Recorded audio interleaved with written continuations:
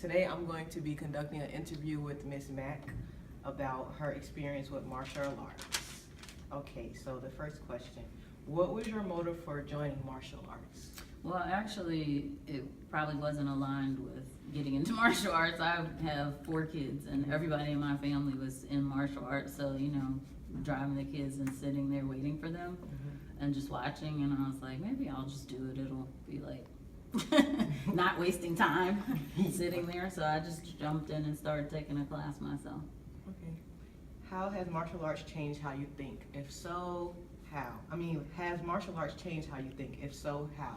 How I think. I guess about some things. I guess first of all, my thoughts about martial arts itself changed.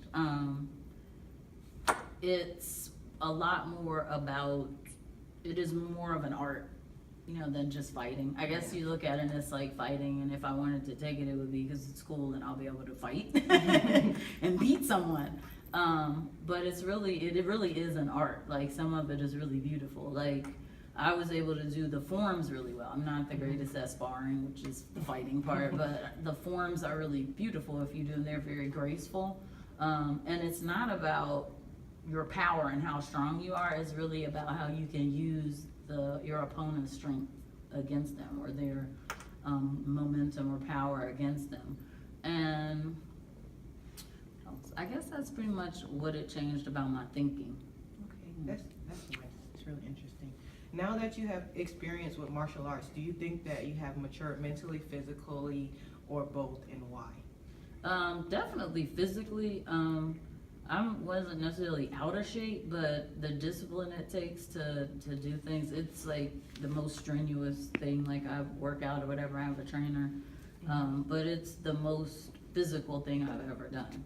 And then mentally, yeah, because it takes the discipline. Like, you have to really push through stuff. Like, the physical part, you have to maybe get in like a squat and hold weights in your hands and hold your arms out like this. And how long can you do that? Like, to get your black belt, you have to do that for like 10 minutes. And that takes as much mental as it does physical, because sometimes you're in your head like talking to yourself like, can I get through this?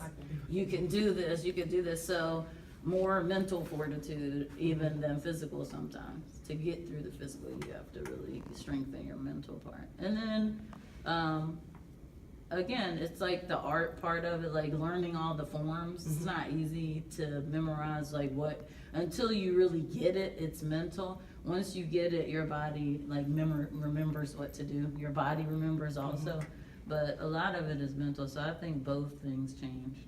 Okay. If you could teach a class full of women who are mentally ill due to past encounters in their life, like rape, assault, or molestation, what would be one lesson related to martial arts and self-defense that you could teach them? That's a tough one. Just go. Compare and contrast your thoughts when fighting before and after your martial arts training. So what I'm thinking while I'm fighting? No, like, before you took martial arts, if you got into a physical altercation with someone, what were your thoughts then, and what are your thoughts now that you have took martial arts? Okay. Well, I didn't get in too many fights, but like when I got in some fights, like in middle school, that's the last time I fought before I took martial arts. And I remember being afraid, like my heart beating all fast, stuff like that, and probably thinking I was gonna get my butt kicked or something like that. Yeah. And I haven't fought since martial arts. And so one of the things about it is it makes you not want to fight or not feel like you need to fight.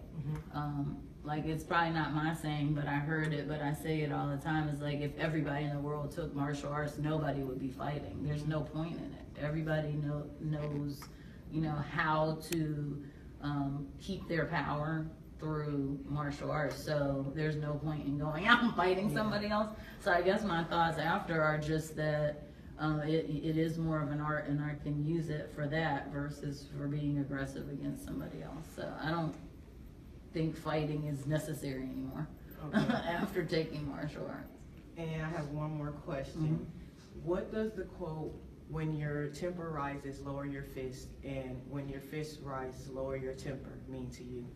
Well, kind of in some of the stuff I was saying, it means don't fight when you're angry. But I mean, that's it. Like, I guess in martial arts, we're doing physical contact, and I don't like to call it fighting, but not while we're angry. Like, I'm not angry. A lot of times in martial arts class, after we do like warm up and we, do some kind of repetitions of something, like the last thing you are is angry, you feel really good. So doing that without the anger is a good part of martial arts. But when you're angry fighting, you could hurt somebody else and hurt yourself too. So I mean, that's kind of what I take from that. Thank you so much You're for your welcome. time. Thank you very much. Good luck.